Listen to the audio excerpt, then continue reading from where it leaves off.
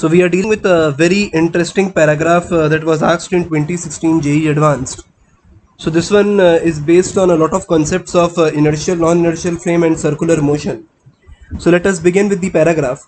A frame of reference that is accelerated with respect to an inertial frame of reference is called as non-inertial frame of reference. A coordinate system fixed on a circular disk rotating about a fixed axis with a constant angular velocity omega is an example of non-inertial frame of reference. The relationship between the force F rotational experienced by a particle of a mass m moving on the rotating disk and the force F inertial experienced by the particle in an inertial frame of reference is given by this expression, where there are three terms.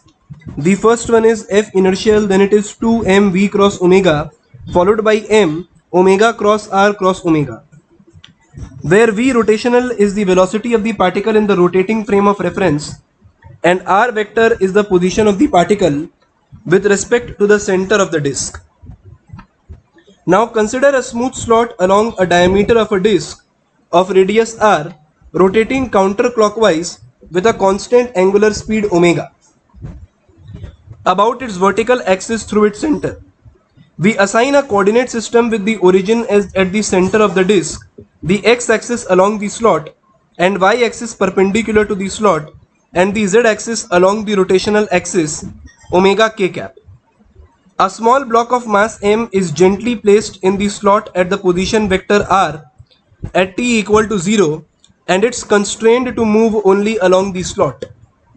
So the first thing that we are going to do for this particular problem is we are going to understand the motion of the block first in the ground frame, and then we will try to understand the each term of force that is going to act on the particle, and after that we will surely solve the two questions that follows, that is the distance r of the block at a time t, and the next one the net reaction of the disk on the block.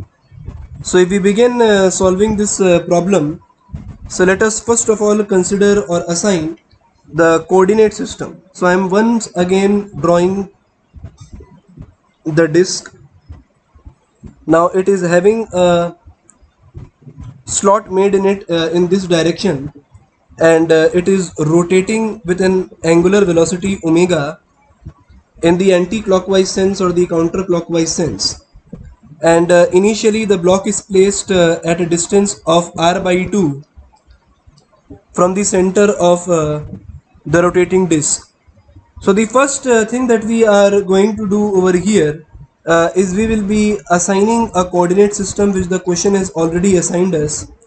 So we are taking x-axis in the direction of the groove, y-axis in the plane of the rotating disk, and z-axis in the direction of omega. So this is going to be our z-axis, which is in the direction of omega. So if we use our right hand curl method for finding the direction of omega, which is an example of an axial vector, so if you rotate your right hand in the counterclockwise sense in the direction of omega, so your thumb will be pointing outside the screen. So I can say that omega is acting in the y-axis direction. So if I write for omega, so I can clearly assign that the value of omega is equal to omega k cap, that is pointing in the z-axis direction or outside the screen. Now what I am doing is I am drawing FBD of this block along x-axis. So if we consider this block which is placed in a groove like this, so it is placed in a groove. So the first thing that we can consider over here is the value or basically the trajectory which it is going to follow when we view it in the ground frame. So if we are viewing this block in the ground frame, so the block which was placed at a distance of r by 2 from the center of the groove, from the center of the rotating disk, will start rotating with the disk and then eventually will fall out. So in the ground frame it is going to look like this, that the block which is actually rotating along with the groove and also moving in the outward direction along the slot, and it will fall outside once it reaches the edge of the groove. But what we are doing over here is we are solving this problem in the frame of reference attached to the rotating table or the rotating disc. So the first thing that we are assigning over here is this that it is having some velocity in the radially outward direction, that is along the slot, followed by an acceleration AR when it is at a certain distance r from the center of the rotating disc. Now if I write the expression for force which we have, so we have the expression for force like this, that F rotational is equal to F inertial plus 2m Vr cross omega plus m omega cross r cross omega. So if we consider this, the first thing which must be kept in mind over here is that the last two expression, that is the second and the third expression, are example of fictitious force. They are just involved to convert this non-inertial frame into an inertial frame. So these forces are involved to convert a non-inertial rotating disc frame into an inertial frame of reference. So if we consider the direction of each force, so if I first of all come to assign the direction of the second one, so we can write it as 2m v rotational, which is somewhat along I cap direction, cross omega k cap. So if we look at this expression, so we have a term of I cross k which will be pointing in the negative j cap direction. So we will obtain a term of 2mv omega in the negative j cap direction with a minus j cap sign over here. And if I look at the third term, so we have this expression as m omega k cap cross r I cap cross omega k cap. So if we consider this, then first of all k cross I will give us an expression of j cap, and then j cross k will give us an expression of I cap. So over here the force which we will obtain is equal to m omega square r in the I cap direction, that is along the groove. So if we start solving the first problem, which is asking us the distance of the block from the groove as a function of time, so we can say that the force on the block along the groove, the force on the block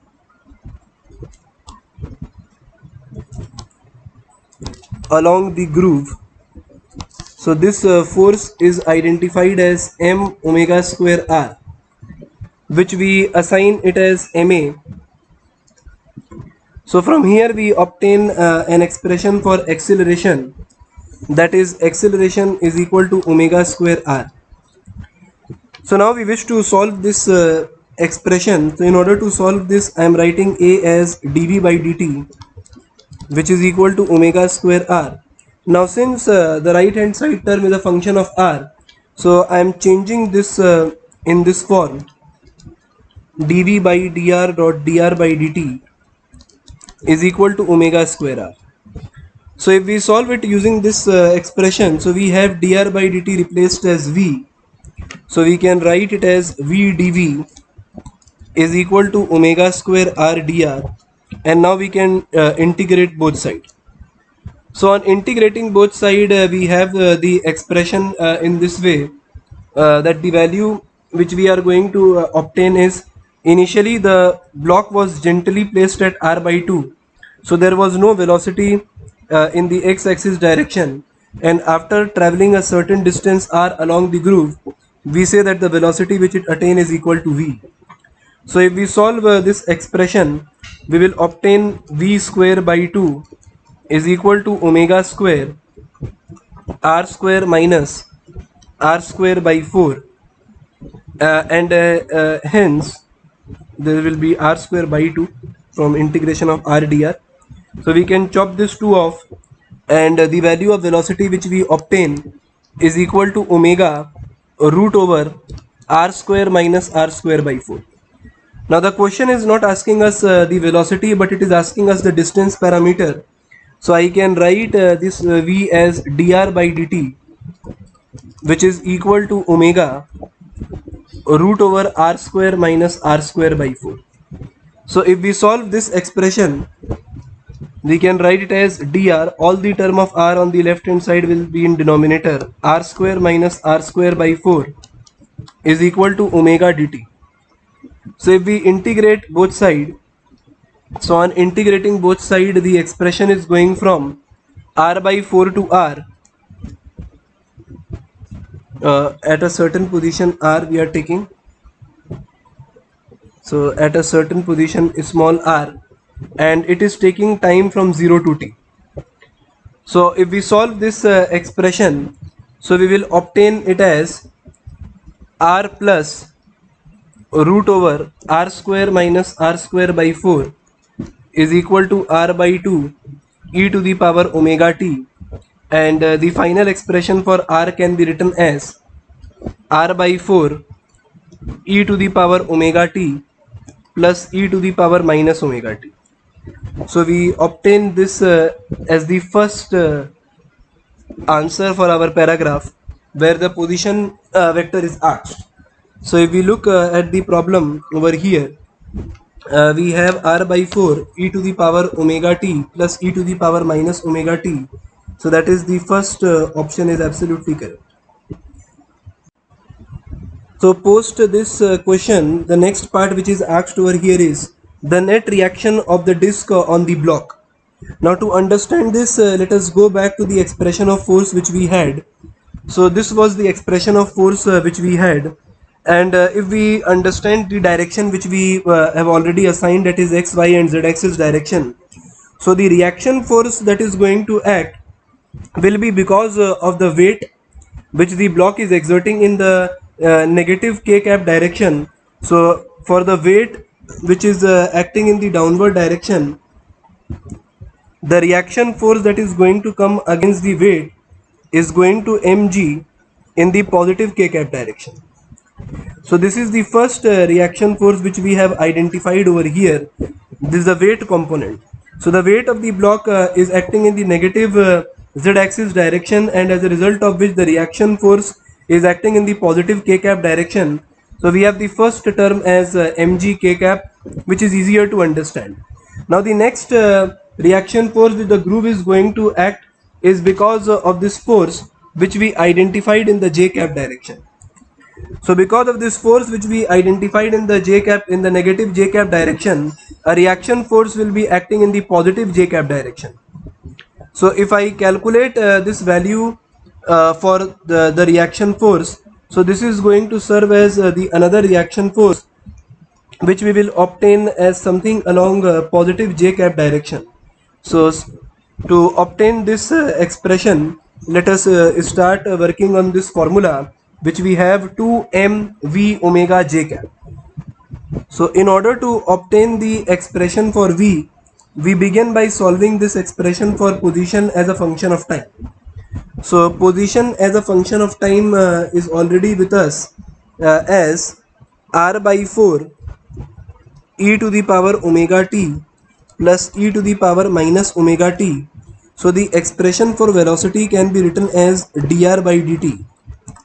So over here we obtain it as r by 4, then it will be omega e to the power omega t minus omega e to the power minus omega t, or we can write the velocity in this term r by 4 omega e to the power minus omega t minus e to the power minus omega t.